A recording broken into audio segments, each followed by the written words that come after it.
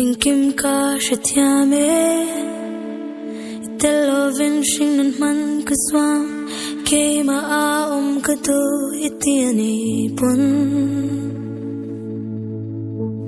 In kim ma chaveke Min kal sanro kanelu tukte itiani pun Shatiame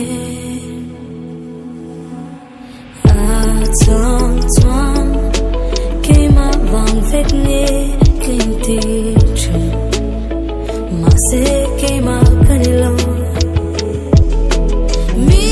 sang sang Anrero anabeke Mi dang sang sang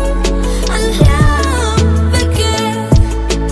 Kema min hayro Kema min hayro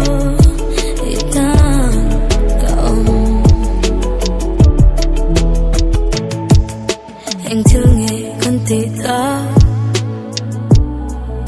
Cứ ta như cha đi tan cứ cha Con tít chi nà nì lôm ni À ta nà đăng tù về Tu nà xoan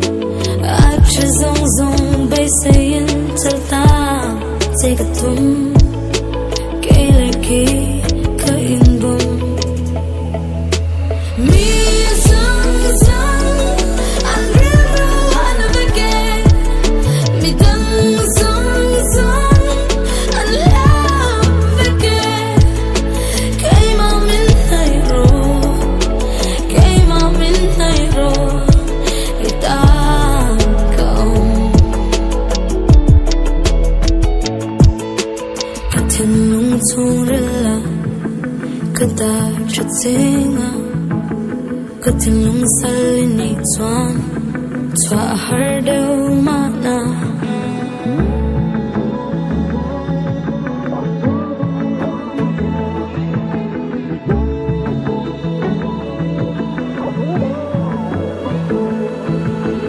Mi sang sang Anrero anabeke Mi dang sang sang Anliam veke Kema min hayro Kema min hayro Itan kaom